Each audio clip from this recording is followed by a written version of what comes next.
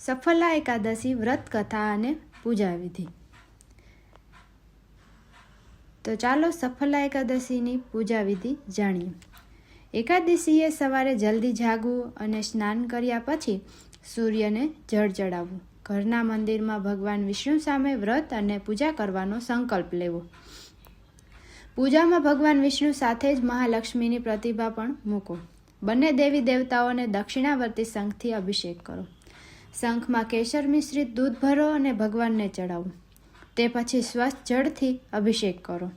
પીળા વસ્ત્ર ચડાવો. સિઝનલ ફળ અને મીઠાઈનો ભોગ તુલસી સાથે ધરાવો.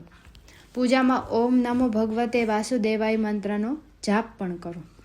એકાદશીએ શિવલિંગ ઉપર તાંબાના લોટાથી જળ ચડાવો અને ઓમ નમઃ શિવાય મંત્રનો જાપ કરો.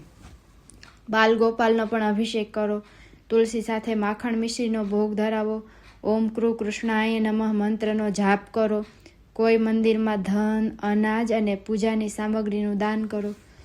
ગૌશાળામાં ધન અને લીલું ઘાસનું દાન કરો. ગુરુવારે કોઈ જરૂરિયાતમંદ વ્યક્તિને ઊનના વસ્ત્રનું પણ દાન કરો. સફલા એકાદશીની વ્રત કથા. સફલા એકાદશીએ વિશેષ રૂપે દીપદાન કરવાનું વિધાન છે.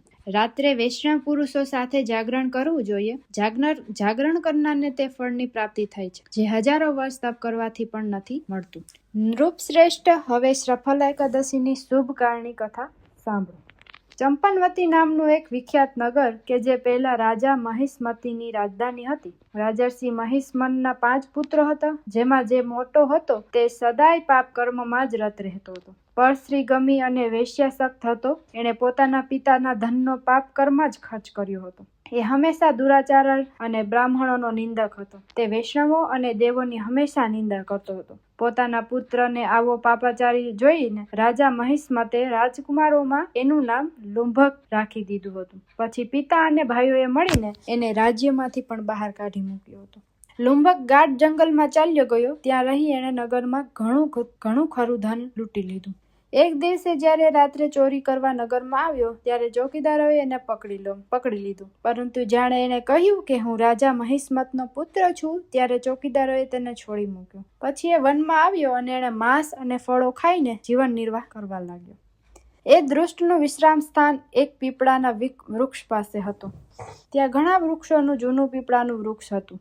આ વતનમાં એ વૃક્ષ એક મહાન દેવ માનવામાં આવતું હતું. પાપ બુદ્ધિ લુંબક ત્યાં જ રહેતો હતો. એક દિવસે કોઈ સંચિત પુણ્યના કારણે એના દ્વારા એકાદશીના વ્રતનું પાલન થઈ ગયું. માક્ષર માસના કૃષ્ણ પક્ષની 10મીના દિવસે પાપી લુંબકે ફળ ખાધા અને વસ્ત્ર